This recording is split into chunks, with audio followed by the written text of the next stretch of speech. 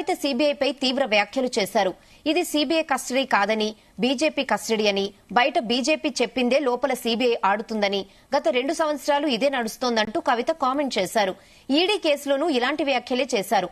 దీనిపై దర్యాప్తు సంస్థలు అభ్యంతరం వ్యక్తం చేయడంతో కోర్టు స్పందించింది.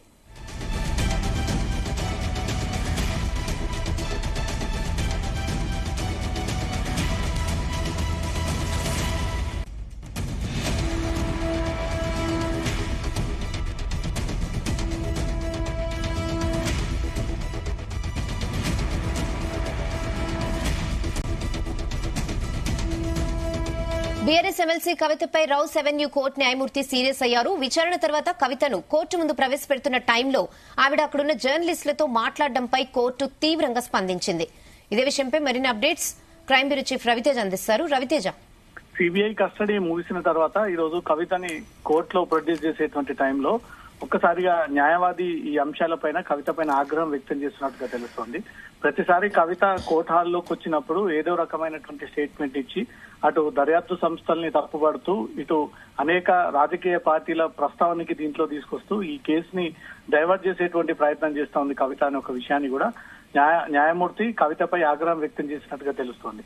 ఈ రోజు రౌస్ అవెన్యూ కోర్టుకి హాజరయ్యే ముందు కవిత మీడియా సమక్షంలో మీడియా ప్రతినిధులు కొన్ని వీడియోలు చిత్రీకరిస్తుండగా అక్కడ కవిత ఇది సిబిఐ కస్టడీ కాదని, ఇది బీజేపీ కస్టడీ అని 2 సంవత్సరాల నుంచి చేపడుతున్నటువంటి విచారణ మళ్ళీ తిరిగి అదే క్వశ్చన్స్ అడుగుతా ఉన్నారు. ఈ 3 రోజుల కస్టడీలో ఏం తెలిసలేకపోయారు సిబిఐ అధికారులంతా కూడా మీడియా ముందు ఆ స్టేట్మెంట్ ఇవ్వడము. అప్పటికే కోర్టులోకి వెళ్లక ముందే అనేక మీడియా సంస్థలలో ఈ వార్త పెద్ద మొత్తంలో కథనాలు ప్రసారం అయినటువంటి వెంటనే కోర్టు దృష్టికి వచ్చినటువంటి వెంటనే న్యాయమూర్తి ఈ విషయాన్ని ఎందుకు ప్రతిసారి మీరు లేనిపోని ఇష్యూస్ ని మీడియా ముందు మాట్లాడాల్సి వస్తుంది, ఇక ముందు మీడియాతో ఈ కోర్టు హాల్లో గానీ ఇంకెక్కడ గానీ మాట్లాడకూడదు అంటూ కూడా ఈ విషయాన్ని కవితకు గుర్తు చేస్తూ న్యాయమూర్తి తన పైన ఆగ్రహం వ్యక్తం చేసినట్టుగా తెలుస్తుంది.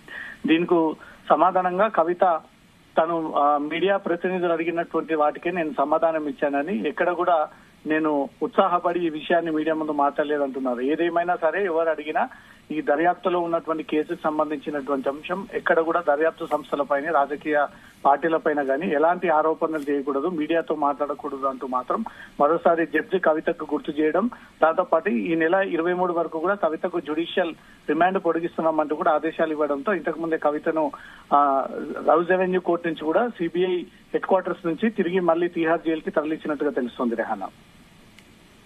Okay Raviteja, thanks for the updates.